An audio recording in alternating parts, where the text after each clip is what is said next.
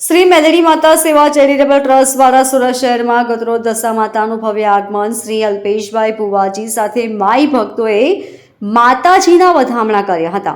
ડીકેએમ hospital વાડી ફળિયાથી નીકળી ભાગળ 4 રસ્તા થઈ સહારા દરવાજાથી નીચ મંદિર મહારાણા પ્રતાપ ચોક આસપાસ ઋષિનગર 1 ગોડાદરા મુકામે પહોંચી હતી, જેમાં અંદાજિત 20,000 માઈ ભક્તો શોભાયાત્રામાં જોડાયા હતા, જેમાં મહારાષ્ટ્રના મુંબઈ ફેમસ ઢોલ બાજા તેમજ સુરત નાસિક ઢોલ અને સુરત ફેમસ સોનું ડીજે પણ બોલાવ્યા હતા.